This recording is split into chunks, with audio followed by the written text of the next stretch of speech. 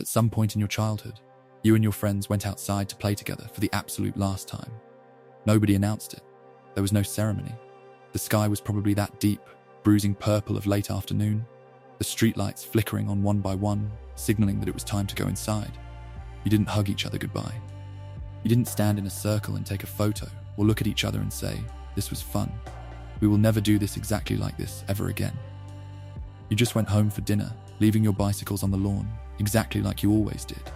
You washed your hands, sat at the table, and went to sleep assuming there would be a tomorrow, assuming the game would simply pause and resume. But it didn't. Somewhere between that fading afternoon and this exact moment, childhood quietly ended. The game stopped, the friends moved away, or their voices deepened, or the crushing weight of adolescence stepped in and made playing pretend feel embarrassing. They simply became people you used to know, faces you now occasionally scroll past on a screen. And that last afternoon of playing outside, that final, unmarked, monumental moment, dissolved into the past without a single person noticing that the curtain had fallen. This happens constantly. It is happening right now, not just with childhood, but with the entire fabric of your existence. There are last times happening all around you, every single day, and you almost never know they are last times until they are so far gone that you can barely touch them in your memory. Think about the places you used to go. There was a coffee shop, perhaps, where you spent hours of your early 20s, or a specific park bench where you used to sit when the world felt too heavy, or a corner of a library where the afternoon light hit the wooden tables perfectly. You went there often enough that the space became yours in some invisible, silent way. The barista knew your order before you spoke. You had a favorite chair that you felt strangely territorial over. The ambient noise of the place became the soundtrack to a very specific era of your life. It became part of your routine without you ever consciously deciding to make it a home. And then, one day, for no dramatic reason at all, you walked out the door and you simply never went back. You didn't decide to stop.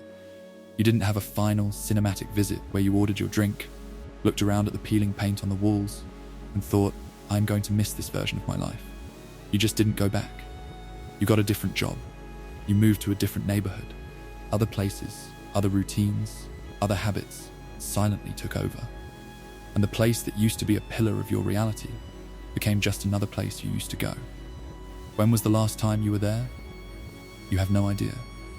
Because at the time, it didn't feel like a last time. It felt relentlessly ordinary, forgettable.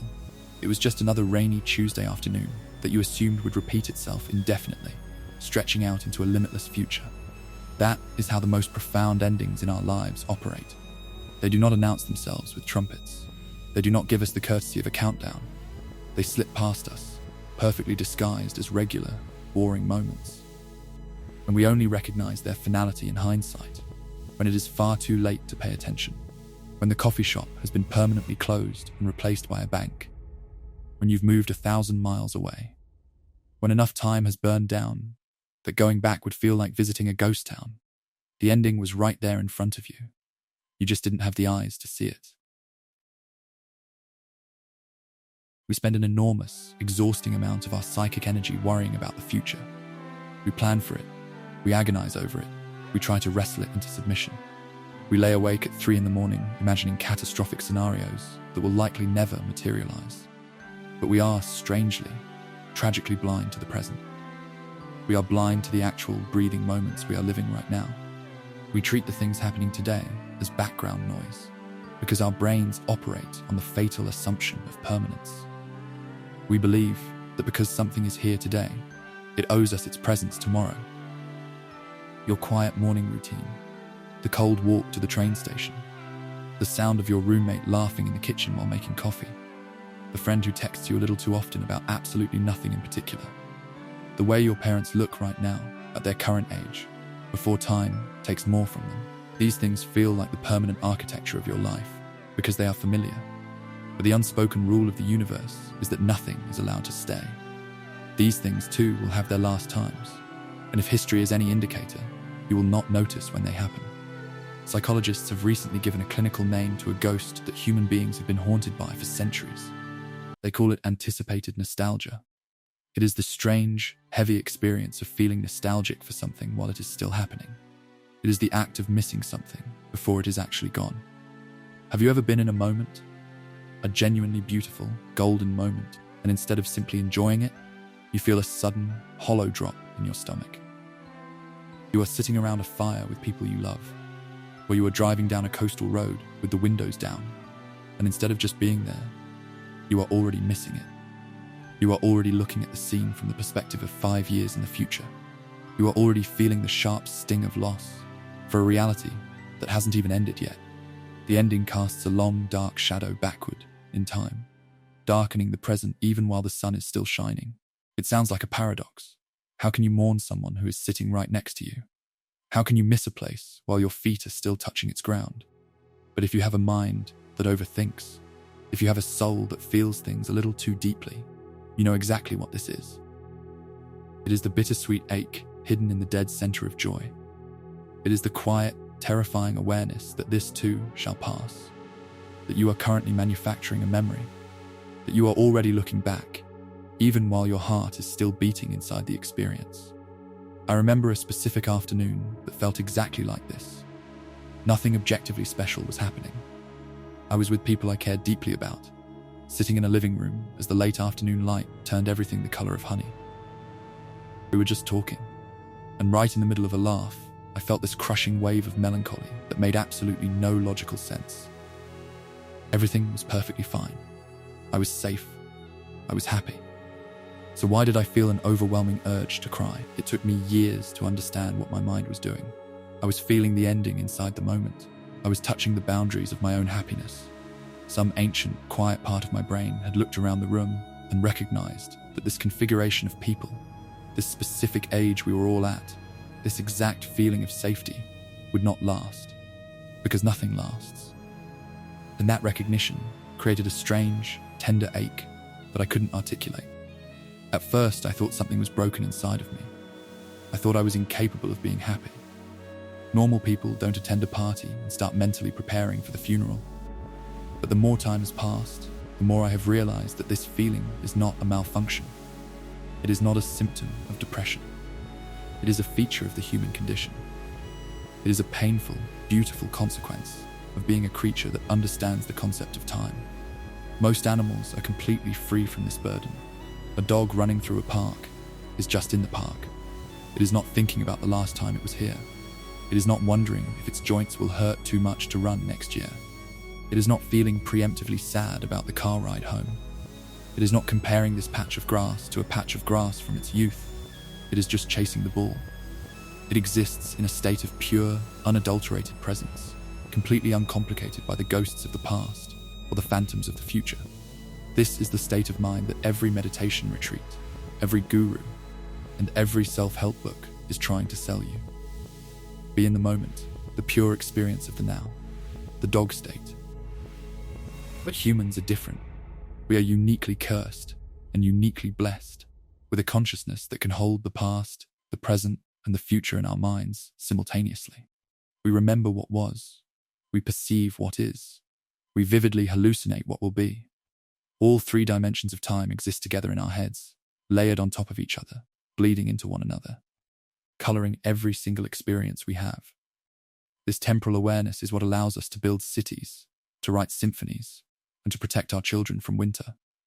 But it is also the reason we can never fully, simply inhabit a moment the way a dog can. There is always a silent observer inside of us, standing just outside the frame, completely aware of the moment's position on the timeline, aware that the clock is ticking, aware that the sand is falling through the glass. That awareness is the absolute source of the beautiful grief. The dog does not have this heavy burden.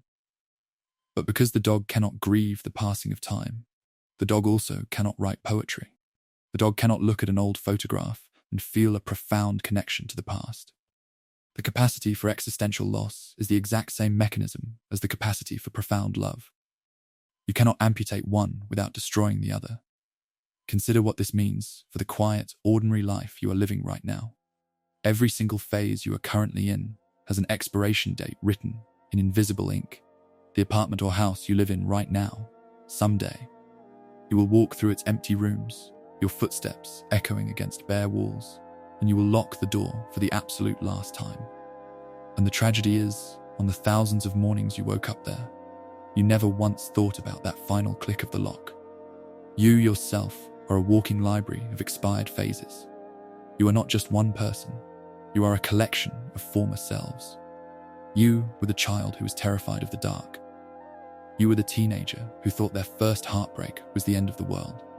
You were the version of you that was so incredibly lost 3 years ago, and the version of you that miraculously survived.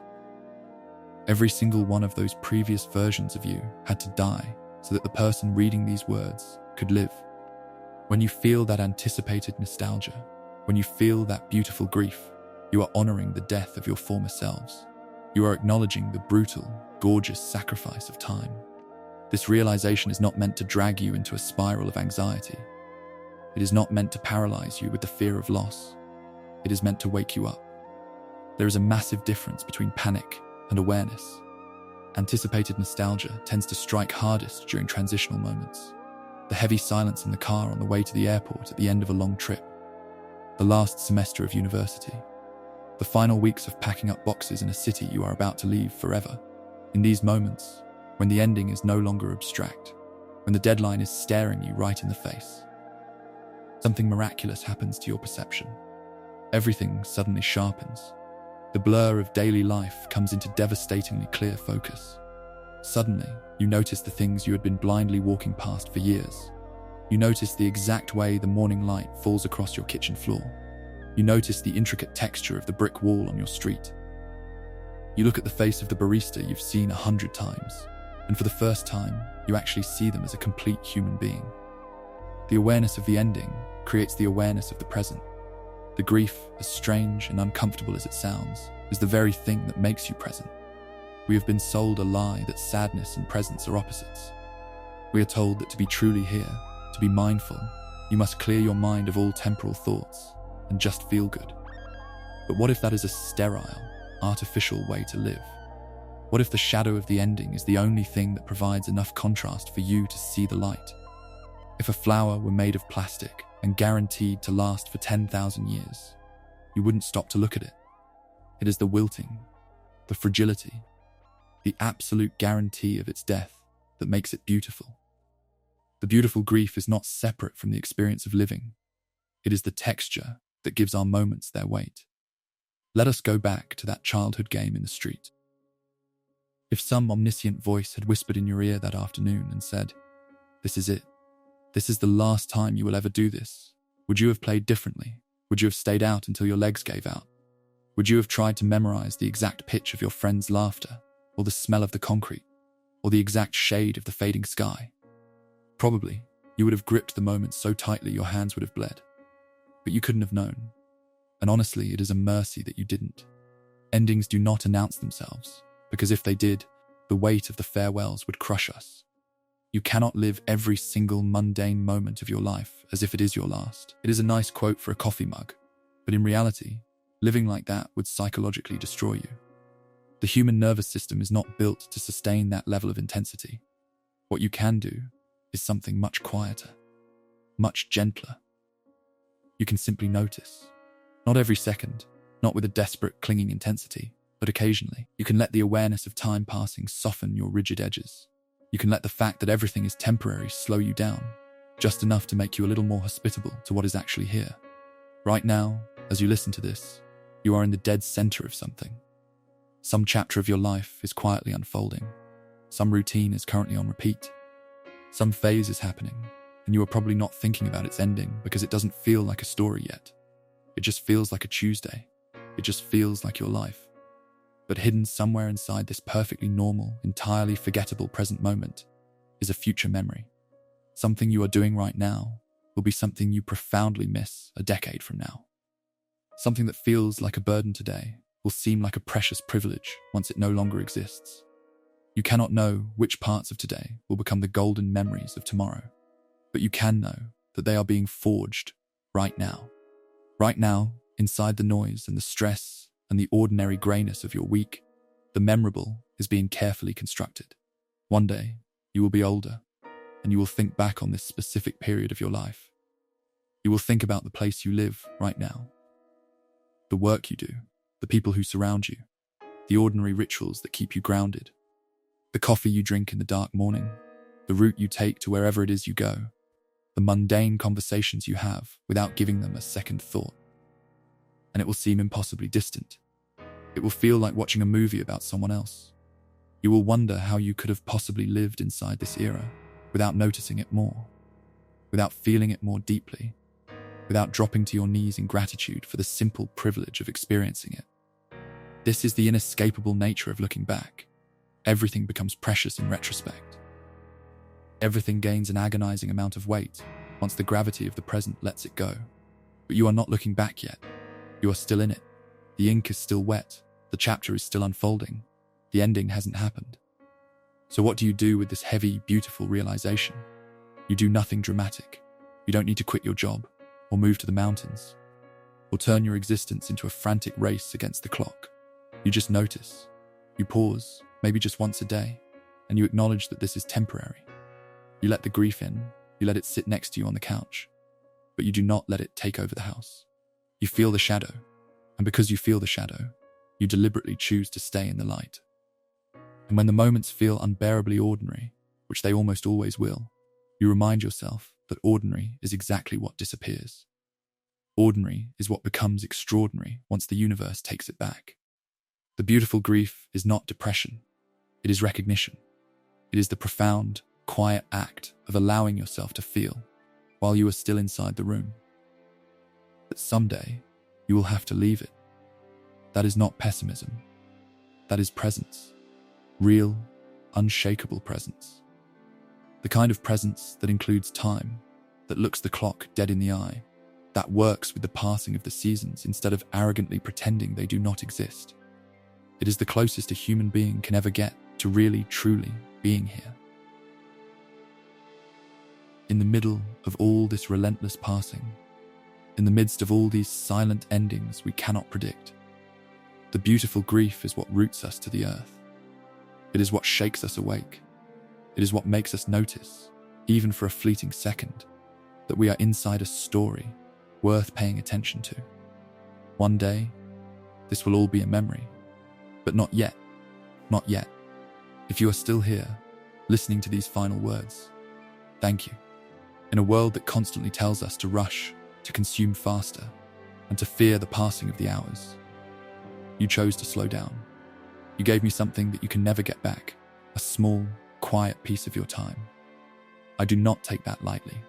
To everyone who supports this channel, who finds comfort in these thoughts, and who stays until the very last second, you are the reason this space exists. Knowing that we share these silent, beautiful griefs makes the journey feel a little less lonely. Take care of yourself. Notice the light in your room today. Notice the ordinary things. Until next time.